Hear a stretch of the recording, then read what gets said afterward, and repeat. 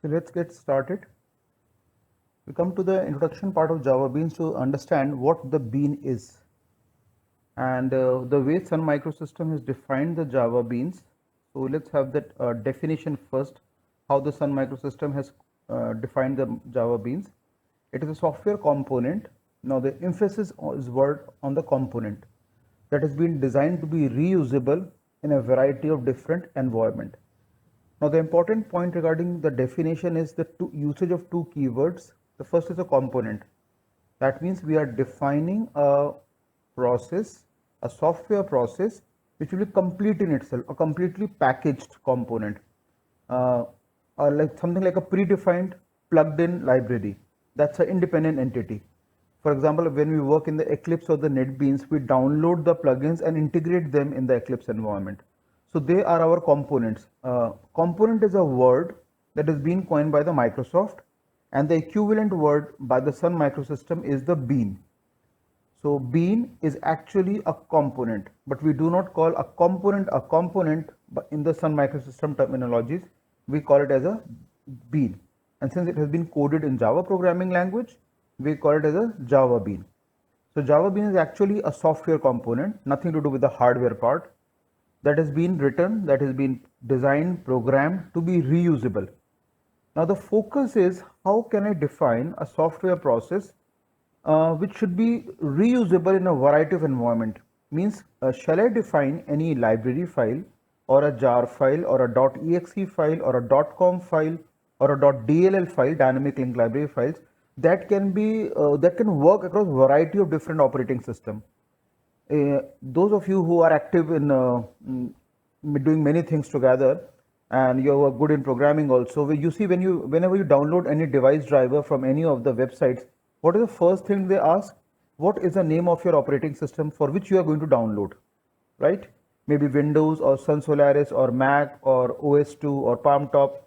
Second thing they ask, what is a bit, 32-bit operating system or 64-bit operating system? That means the component or the device driver you're going to download is specifically designed to meet the software requirements of that particular operating system. Otherwise, the device driver should never ask for these things. Let us design a device driver which can be reusable in a variety of different operating system, and the user should not be asked to it.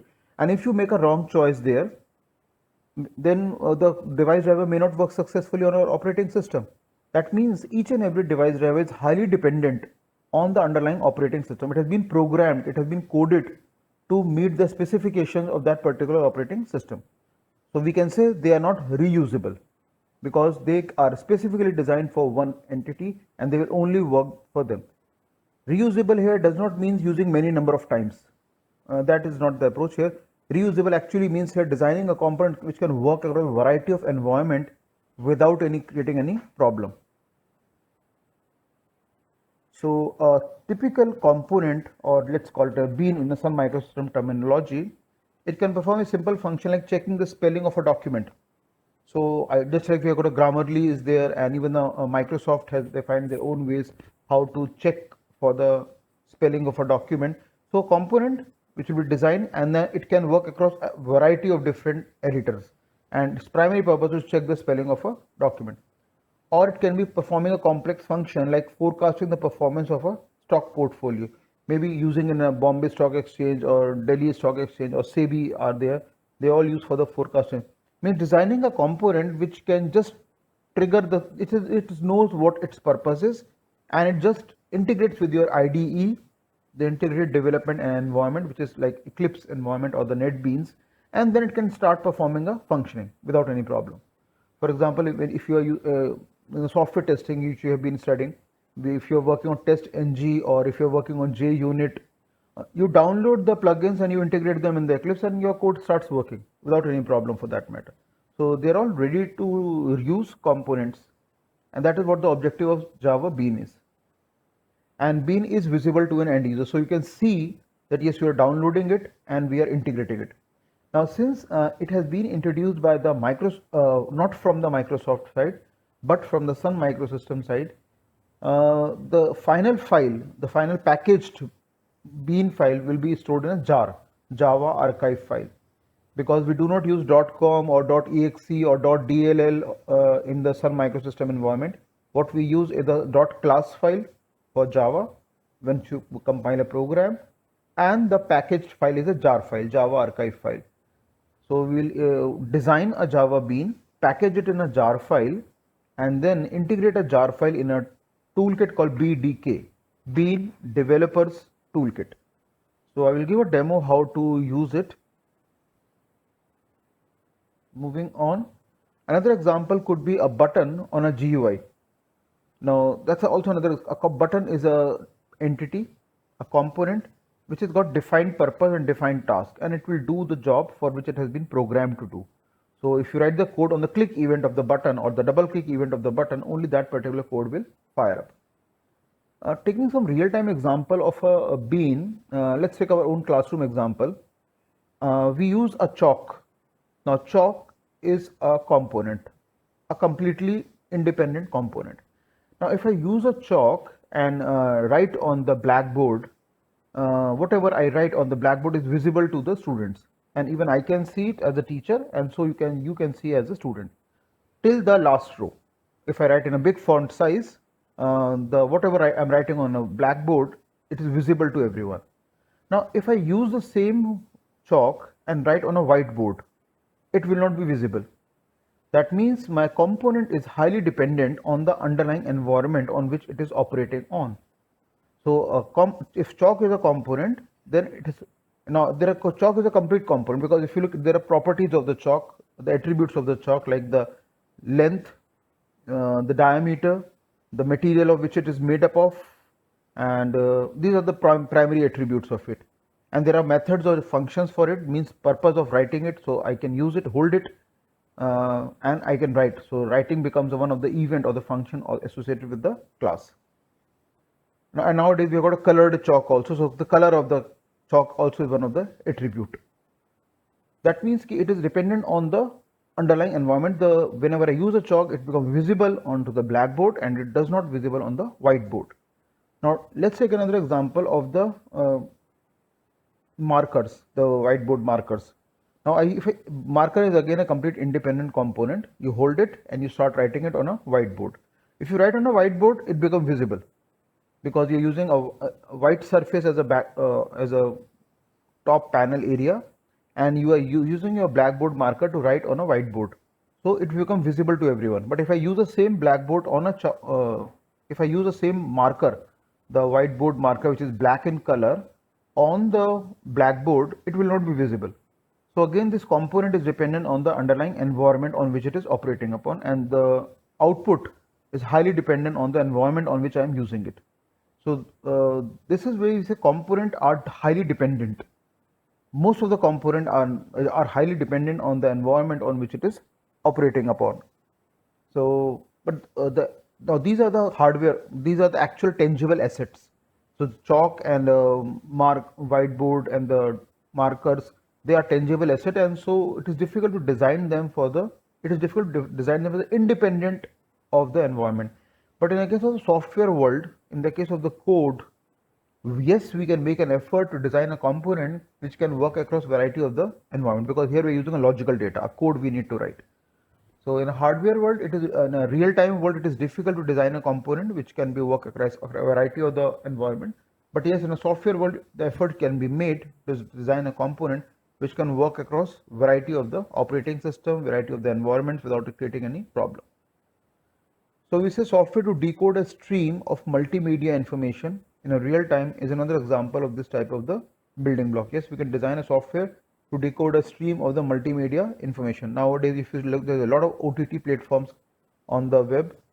Netflix is there, Amazon Prime is there, so many OTT platforms are there, and they're all using a high definition, high quality multimedia streaming. So the companies like IBM, the Google, they have already patented this multimedia streaming technologies, and all these companies, the Netflix and the Amazon and the other ones, they are paying a huge amount of the money to this company also for using their services, because all technologies are patented by the IBM, the Apple and the Google. And the bean can be designed to work autonomously on a single user's workstation on a single PC, or it can be made to operate to work collaboratively with the other set of distributed computing and in the other set of the distributed components in a distributed computing environment. So I can have the, like say, single corporate offices that may have the branch offices across multiple cities, and they might share the code on the web with each other. So nowadays, remote desktops are remotely accessible. We can have the team viewers, and so various number of the entities are now available with the help of which the components can be shared across multiple workstations at the multiple different sites of the offices across across the cities of the same country or even abroad. So nowadays, with the help of the remote access, everything is easily possible. And most of the things are free. That's the biggest USP for them. We don't pay anything for team viewers. We don't pay anything for the RDC's remote desktop accessing. Most of the things are autonomously free. Another example could be software to design a pie chart from a set of data point is another example of the bean that can execute in a local environment, but it can also be made to execute in a global environment. So it can work, and those of you who are working in the maybe in your 7th semester project using a research papers, while generating the results in the final version, we had to generate a lot of plots and graphs and bar chart and pie charts to show that yes, our results are effective than the people who are working in the same field. So somewhere we have to show the accurate results, and the results can always portrayed with the help of these graphs and pie charts. However, a bean that provides a real-time price information from a stock exchange or commodities exchange would need to work in a cooperation with other distributed softwares to obtain its data. So it's the same thing what has been said earlier. A bean, if the bean can be designed to work in a locally on single workstation, for example, we can design a bean for handling the admission process in our university, or for, because if you say look at the when a student enters the university, there are multiple phases. First of all, first prior registration, and then second step appearing in a national level exam like JEE means to get the admission into BTech. Third is a counseling process. Fourth, once he takes the admission, he gets enrollment number, then his class conduction, his attendance generation process, then he files the RC chart, then he gets the admit card, then he appears in the examination, then the results get generated, and then finally he passes out with the comprehensive mark sheets and the degree. So there are multiple steps in the life cycle of a student when he enters the university and when he exits from the university. Now all these processes are highly interlinked with each other. For example, if the student does not have an enrollment number, he can't appear in a his attendance cannot be taken. If he doesn't have an enrollment number, his admit card cannot be generated. So all the processes are highly linked, and they can be made to work in a single environment, or I can just, because there are many universities which have got their location. For example, take an example of MIT University. They are spread across all over India. Now, some of their centers have work collaboratively with each other, and some of them are autonomous independent state universities.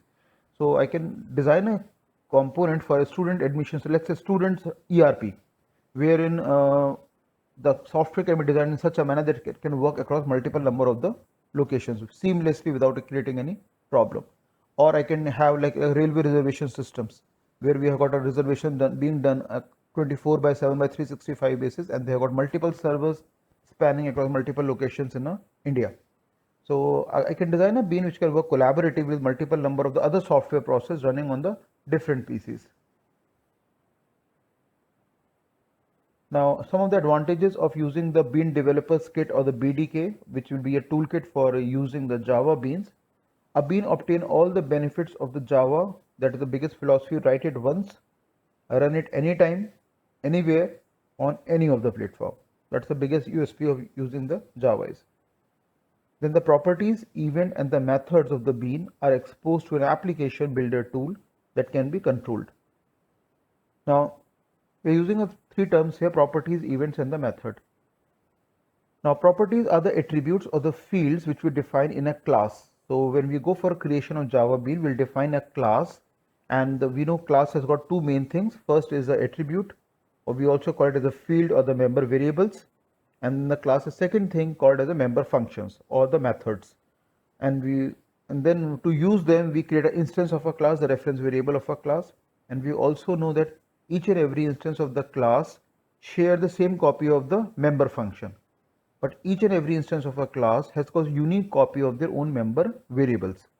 So focus is more on the properties, on the attributes or the fields of a class. So you would have studied in software engineering, software quality management, software project management. Focus is more on these properties, that what are the important attributes of the particular class. Even the UML diagrams, the 9 UL diagrams, they also talk about the extensively a lot about the properties as well as the methods of the particular class. So more focus is on the attributes.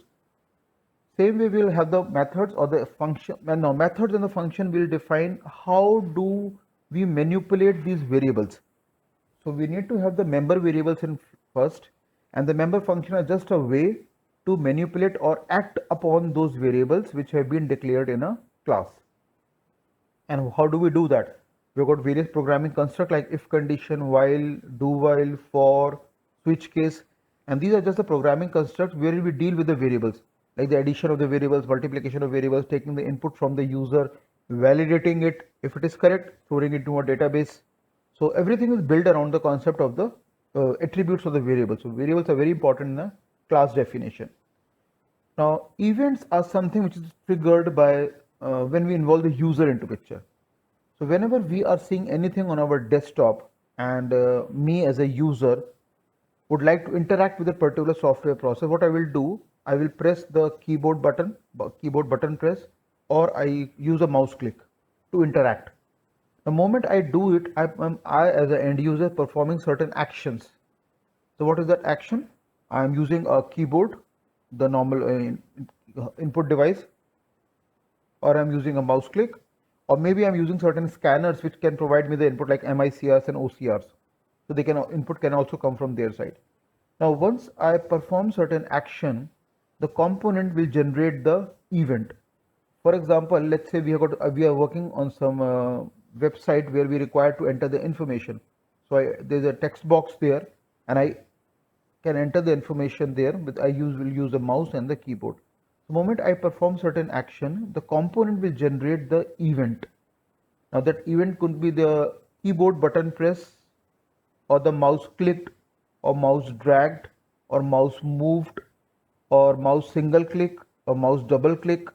So multiple number of the events are likely to be generated by the particular component which I am interacting with on a website. So it's user, the end user like us, will only perform the action. We will not perform the event. So we will only perform the action on that particular component which is visible to us. Now in response to the action which we are performing, the component will generate a event, and all these events are predefined. For example, single click, double click, keyboard button press, keyboard button release, mouse click, mouse entered, mouse dragged, mouse released, mouse moved. All these events are already predefined in nature. Their default definition already exists. Now, if I want that my definition should work, so let's say when a user press start typing on a text box, so in my Java bean, I will write my own code. So that in response to that code, the code will fire up. So whenever the user will perform a keyboard button press or perform the mouse click, let us say I write a code only for left mouse click. I do not write the code for right mouse click. So whenever user perform the left mouse click, my Java bean code will fire for the left mouse click. But if I have not coded for the right mouse click, so default code will get activated either. Now default code maybe could be just an abstract function. It depends upon the particular event. It may not have been coded, so nothing will happen. So it all depends upon which component I'm interacting with, and what are the set of events which are likely to be generated in response to the actions which I'm performing on that particular component. For example, a text box is there, and I press the mouse click on it. So I will bring a control to that particular text box, but nothing else. But the same mouse click will work successfully fine on a button. Same if I got a radio button and start using the keyboard, nothing will happen, because that component is exclusively designed only for mouse related operations, means select and unselect. So it depends upon the particular component I am using with, and what are the likely properties and the methods for that particular component. And events is something which are likely to be generated, and we write the methods for that particular events. So single component can generate, let's say, 10 events.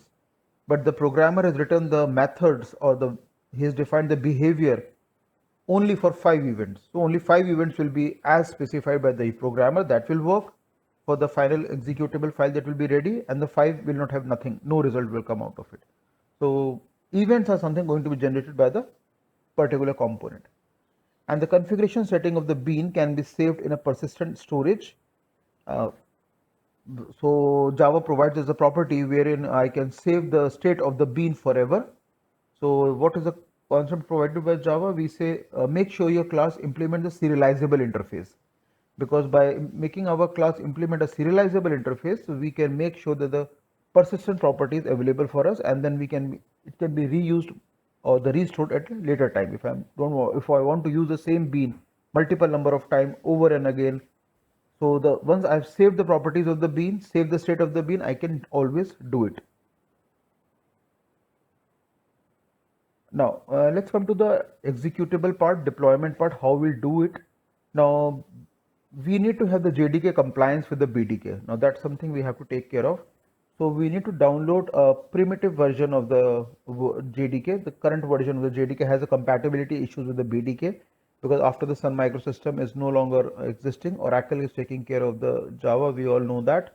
So we need to download the JDK from this particular URL. I will share the URL in chat window also. And then we need to set the path on the command prompt window. So we say set path is equal to C drive JDK 1.2.2/bin. Then we move to the BDK folder. Then within the BDK Beans developer kit, we have got a folder called Beanbox. So we move to the Beanbox folder, and then there's a batch file. We run that particular batch file. So these are sequence of the steps which we need to perform to make sure that our BDK works successfully on our system. So we set the path, move to the BDK folder, come to the Beanbox, and within the Beanbox we write a command as run. Having done that, what will happen? This is something it will look like.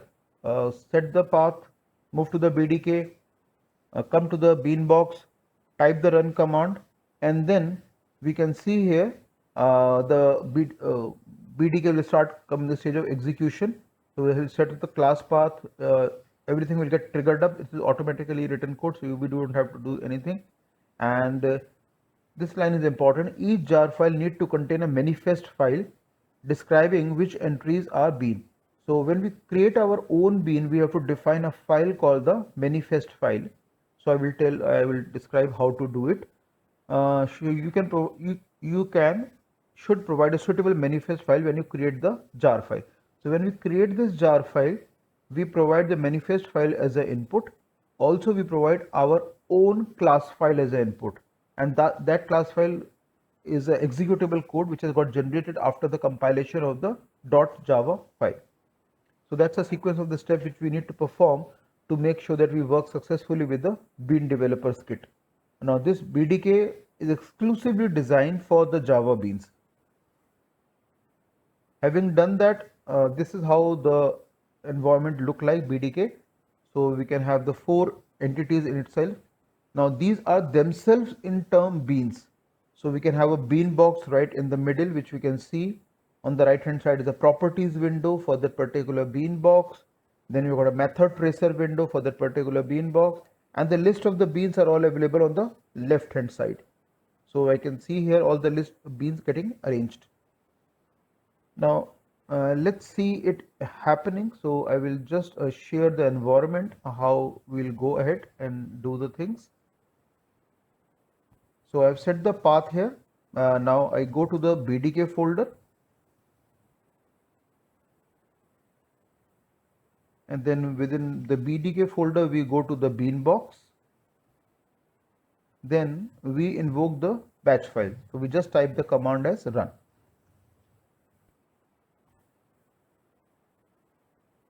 So we can see here 4 independent beans have got activated. So on the left hand side is the list of the beans. On the middle we have got a bean box. On the right hand side we got a properties window, and below that we got a method tracer window for showing the list of the event for showing the list of the methods will got activated for our bean. Now, of all the beans which are predefined, built-in and plugged in available with the BDK, one of the most popular is the juggler bean. So I click on the juggler bean on the left hand side. We can see that the mouse cursor changes from arrow to plus. I bring it onto the bean box canvas area and then I again press left mouse. So I can see here the juggler bean has got activated, and as the name itself indicates juggler, so it will perform the juggling of the things. So this is one of the popular beans. They are GUI in nature, and on the right hand side I can see the properties window. So there's animation rate and the name. Since it's all coded in Java. Okay, it is not visible. Okay, let me. So in that case, I will stop and then restart the process so that you can see it happening again.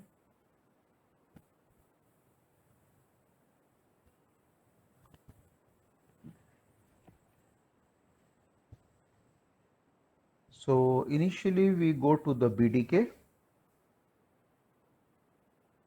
Is it visible right now? Anyone can say quick yes or no? Yes, sir. Fine. So I've already set the path to the JDK 1.2.2. Then I move to the BDK folder, and then within the BDK I move to the bean box. Then within the bean box we type the run command to activate the BDK, the environment of it. That's the only 3 steps which we need to perform. Once you do that, it will invoke the environment, and then we can see this environment happening in our systems. So 4 independent beans get activated here. On the middle we have got a bean box. On the left hand side we have got the toolbox which will contain the list of the beans available as a predefined beans with the BDK. On the right hand side we have got a properties window, and below that we have got a method tracer window. That is how the beans gets a bean box BDK gets successfully activated on my system. Now we can see the list of the beans available on the left hand side. So today we'll discuss about the predefined beans, and the next lecture we'll create our own bean. So we click on the juggler bean. We can see that the cursor changes from the arrow to plus. We bring it to the bean box and then I release it. So my juggler bean gets activated. Now it is there on my bean box canvas area. Now since the code has already been done in Java programming language, and we know when we do the coding in Java GUI in nature, we've got a frames, and on the frames you've got panels. So I can see that on the right hand side on the properties window, the debug property by default is set to true, animation rate is set to 125, and the name of the panel is panel 1. So if you again remember Java.auth programming, AWT abstract window toolkit programming will have the frames and the panels. The difference between the two is frames have resizable borders. I can increase them or decrease them. Frames have got layout managers like border layout, flow layout, card layout, grid bag layout. And to make the frame visible, I need to set the property as true. So f.set visible within parentheses true. Then only the frames become visible. Now, the difference between the panel can be placed on the frame, but frame cannot be placed on a panel. So frame is a superset and panel is a subset on the Java.auth programming. So here we are creating a panel, and the juggler bean is placed on the panel. Now I can increase or decrease the animation rate of it. Let's say I make it 500. So it becomes drastically slow. And I can just make it 5 and it will increase like anything. So properties are there. It has been provided. The Java bean is ready for the user to interact with, and a user can increase or decrease or interact with the particular property. So already properties are there. We can, as a user, can only change it. So I said first Java bean 1, and I set the animation rate as true. And I can see here the particular method tracer window get activated. The method tracing service has started. So that is how typically the beans work in a real-time environment. Now, introspection, it is a property which is a very important property. That is why it is listed in the number 1 point. It is a process of analyzing a bean to determine its own capabilities or attributes. So just like we took the example of a refrigerator, same way we can take the example of a television set or our own laptops or our own mobile phones. All of them have got certain predefined attributes that what is the size, what is the weight, what is the dimension of it, from which company it is made up of, what are the features of it, what are, so there are many uh, attributes of the particular thing. So introspection means going inside and finding out what are the own properties. Just like we human beings also have many properties, and that properties need to be identified and jotted down. And what purpose it will serve? It will allow the BDK, which is Bean Developers Toolkit, to present the information about that particular component to a Bean designer and developer. So introspection is very important, and whenever we code the Bean, we always identify the properties of it. Without introspection, the Java Bean technology cannot operate. So it's something like a mandatory feature that introspection has to be set whenever we are going to code our own Bean. In the we have seen in the BDK, we have seen the predefined listed beans, which BDK provides on its own. Now, what if, as a bean designer or a bean developer, I would like to create my own bean? So that is what the third point says. Without introspection, if you do not do it, the Java Bean technology cannot operate. Now, next is the simple properties. So a simple property will have, or minimum should have a single value, and it can be multi-valued also. And Java Bean was the first Java-based technology which provided this concept of simple properties. And how does it do it?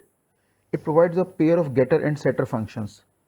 So what is the code we write? We say public t get n and parenthesis, that's a function.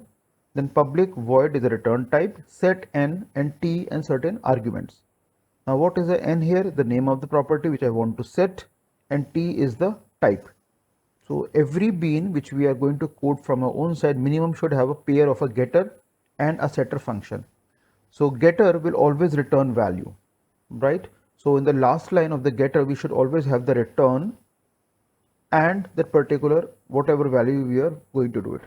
In the set, you're going to set the value for that particular set. You're going to set the property of the particular bean. So normally in Java also, almost entire J2E platform, Java to Enterprise Edition platform, comprising of JDBC, servlets, JSP, Hibernate, Spring Boot, Velocity, they all use a pair of getter and setter function extensively. For every bean, whatever, if you want to get the value of the bean, use the getter function. If you want to set or instantiate or initialize the value of a particular property of a component, we use the setter function. So getter and set are very popular. It is just like in C++ you have get data and set data, put data, display data. So that is the minimum function which every class should have: a get the data and then show the data back to the user. So here for a bean, we say get the value, or if you get the value, then set the value, or you first of all call a set function followed by a get function.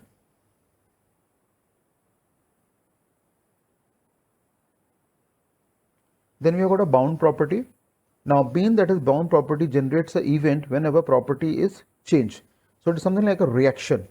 In the event handling model, whenever you perform an action, the component will generate a event. So that is what they are saying here. The event is a property change event and is sent to the object that previously registered itself, that registered an interest to receive such a notification. Now this is common to both the bound property as well as the constraint property change event. So whenever the change in the property is there, immediately it will generate a notification, and the notification will be dispatched to all those beans who have registered for it. Without registration, no notification will be sent. So I will show a demonstration in BDK how to do it. Other property which is very popular in the Java base is a constraint property. And a bean that has a constraint property generates an event when the attempt is made to change its value. So whenever any of the another bean, or using your own code in the pair of a getter and setter function, whenever you try to change the particular property, it will immediately generate a notification for it. And this notification is also of the property change event type. So common point regarding both the bound property of the bean and the constraint property of the bean is the generation of the event, which is property change event. Now let us see in the BDK how it will happen in the real time scenario. So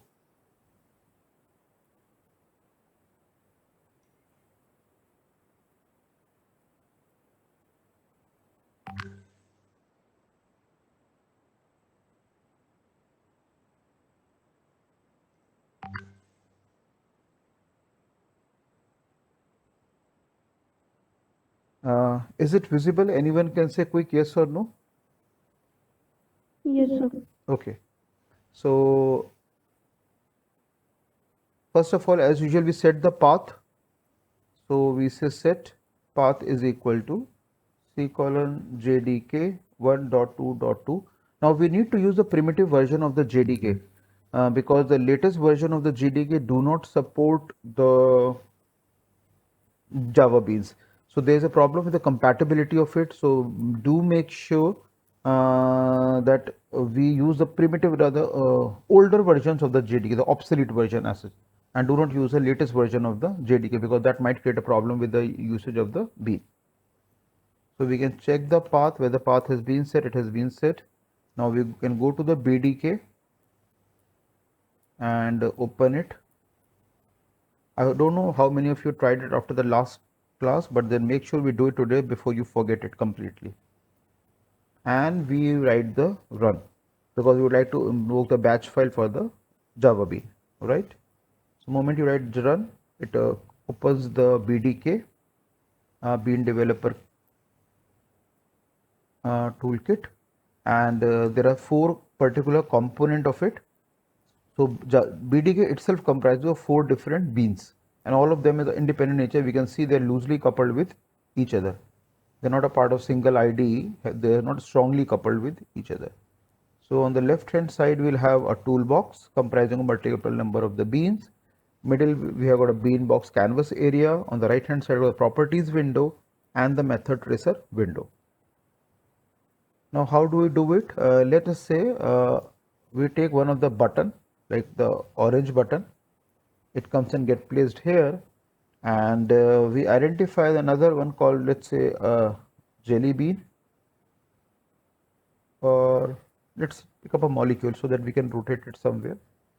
Jelly bean will not be done, so we clear it up, and then again, moment you perform a left mouse click, the cursor chain will shape to plus, and then you can release it here on the applet canvas area. Yeah.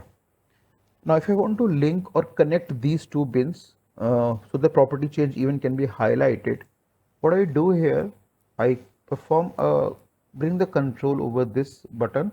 I can see the properties here. Background color is orange, foreground color is black, label is press. So if you would like to change the label, you can do it, or you leave it as it is.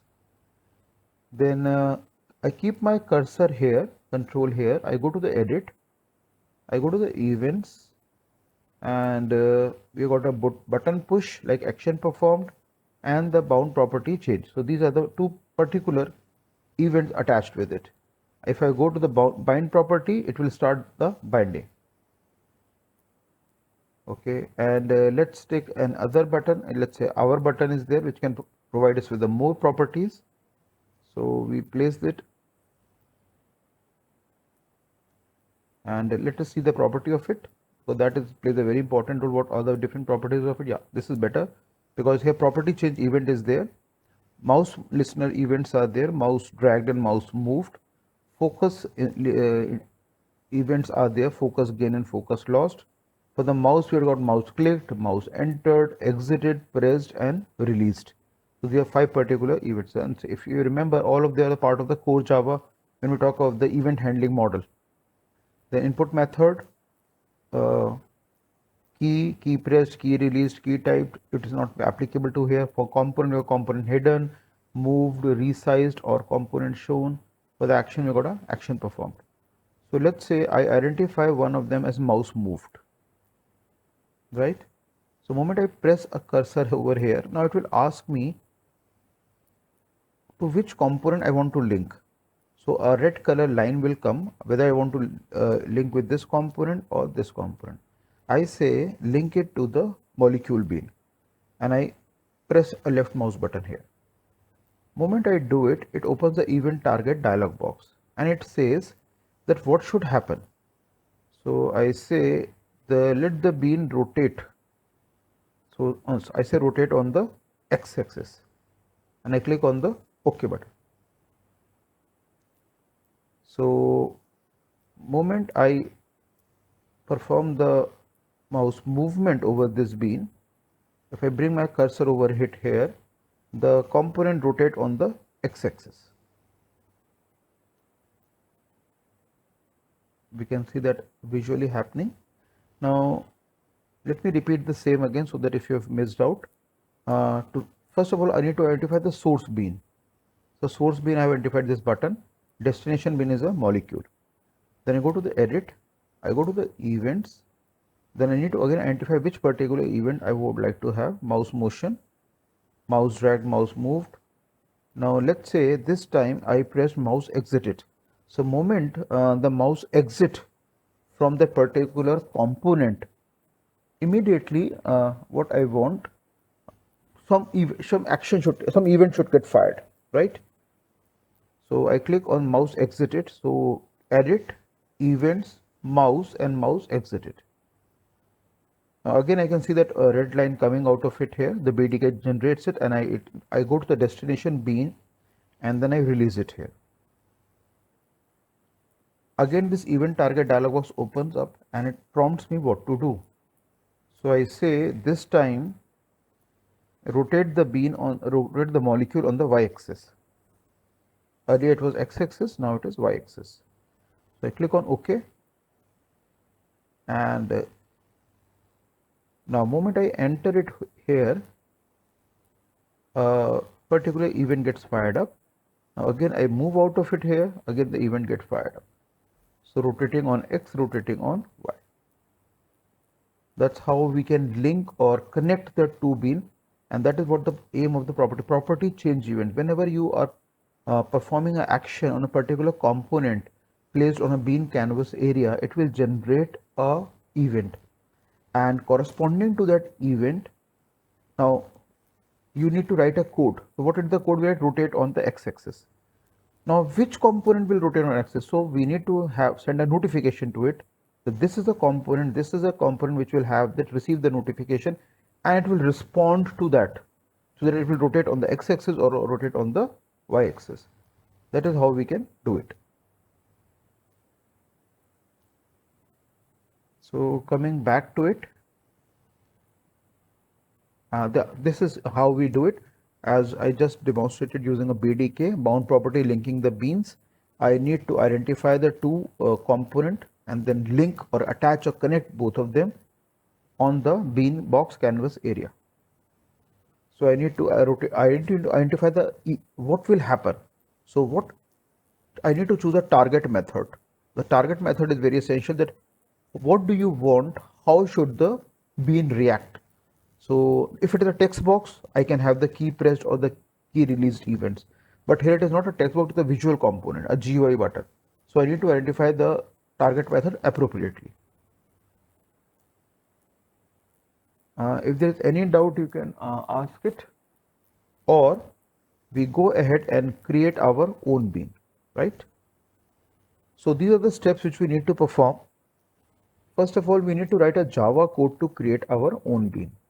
So code has to be written in the core Java, J2 SE, Java 2 Standard Edition, and not in the Java 2 Enterprise Edition. Then we need to compile the code so that we'll have a .class file ready with us. Then we create a manifest file. It's a new file proposed first of all in the Java beans. Now it should have minimum 3 lines of code. First of all, the version, which version we are using. So version is 1.0. Then what is the name of the class file? So I will just give a demo. What is that class file? So whichever your Java program is there, you compile it, you will get a class file, and then we need to specify the name of a class file here. Then is this manifest file containing a code for Java Bean or for any other Java technology? Now since it is containing the code for Java Bean, we set the values true. That gives the indication that this manifest file contains the code only for the Java Bean. So let us see the code first before we go for the compilation.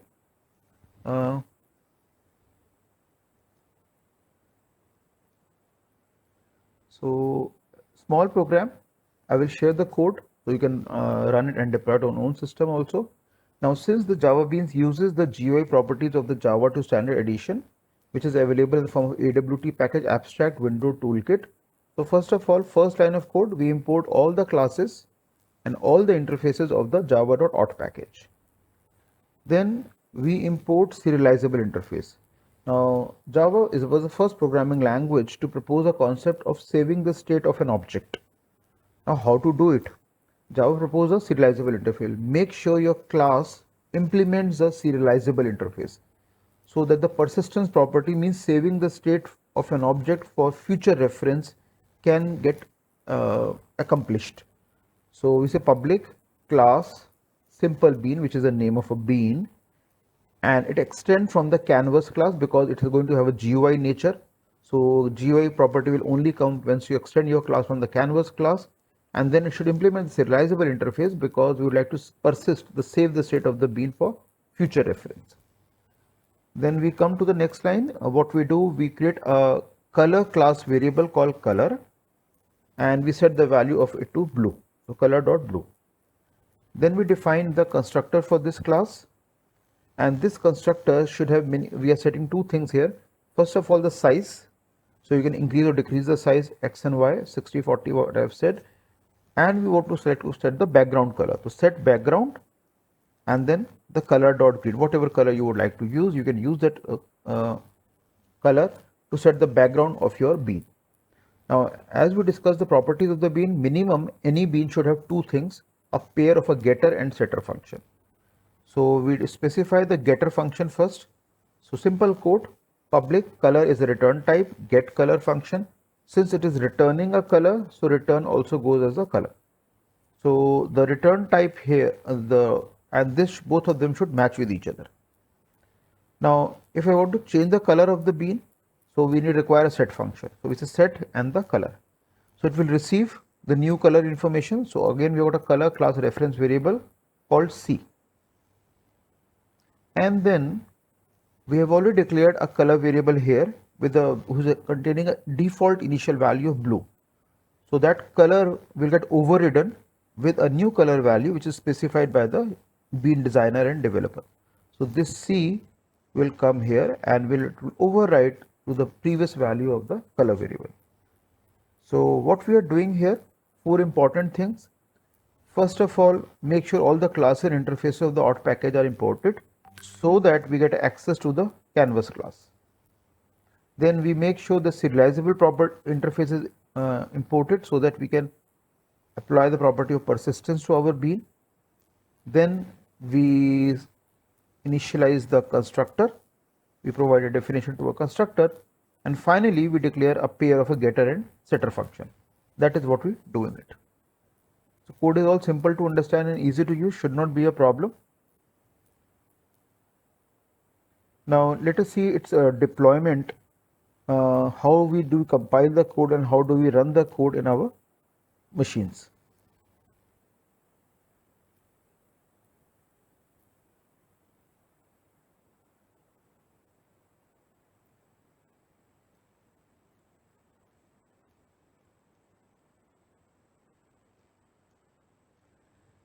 So what we do here, let me go sequentially so that there is no problem in understanding. First of all, we set the path.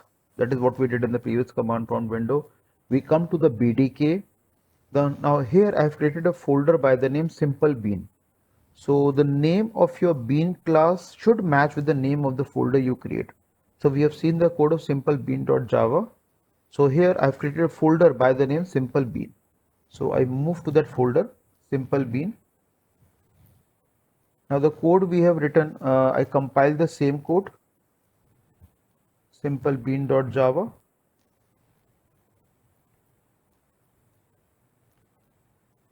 So our class file is ready and contains the code which is there, the code for the simple bean. What I need to do next, I need to use the manifest file, and as we say, manifest file contains 3 lines of the code there. First of all, the version, the manifest version, and then the name of the class file, and then the name of that, is the Java bean containing true or not. So what do I do here? I go to the particular folder, so of the BDK. So I go here, I go to the simple bean, and I create a file called manifest file. I hope it is visible. A quick yes or no? Yes, Yes, sir. sir. Fine.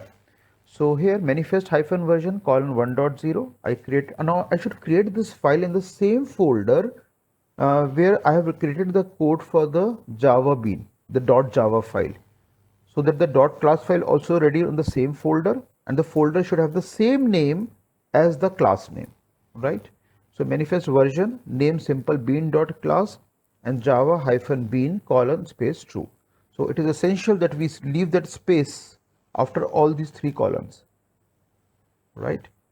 So our two files are ready.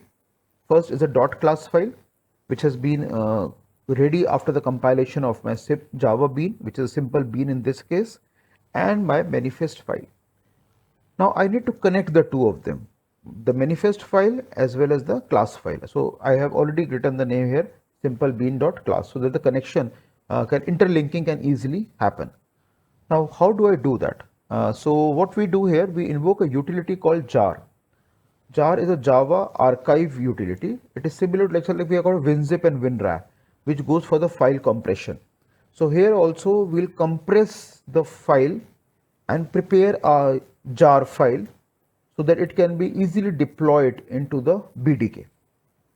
So how do I do that? The command which I need to write jar cvfm. C is for create, V is for verbose. Verbose means keep on printing what you are doing. Keep on saying and keep on show me what you are doing. Something like a log file. Then F is for file, M is for manifest file. So I repeat again, C is for create, V is for verbose, F is for file, and M is for the manifest file. Then I need to specify that which is a jar file I need to create. So I need to specify the name of the jar file. So since I am in a simple bean, SB, I have been written as. Now I need to specify that this jar file is going to contain two things. First is the name of the manifest file. So we specify the name of the manifest file, sb.mf. Now this file is containing a reference to simple bean.class. So easily interlinking will also happen. But at the same time, I also need to specify the name of my class file to the jar, to the Java archive utility. So overall, if you see, four parameters are there. First is the parameters or the command options, then is the name of the jar file, then is the name of the manifest file, and then is the name of the class file which has been created after the compilation of the Java file that contains the code for the Java bean. So I press the enter. So I can see here the manifest file has been added to a jar file. So added manifest, then adding simple bean.class. Input bytes are 593, output bytes are 378, and the compression has been achieved of 36%. So 36% code has been compressed. And I have got created a new file called the sb1.jar file. Now that is ready. Now what I do with this jar file? I go back to my BDK and load it, the newly created Java archive file. And now this is a jar file. This is a finally created bean which need to be integrated into the BDK. So what do? We go back to the command prompt window, uh, which is already in the open state, and I open the BDK, which is already running.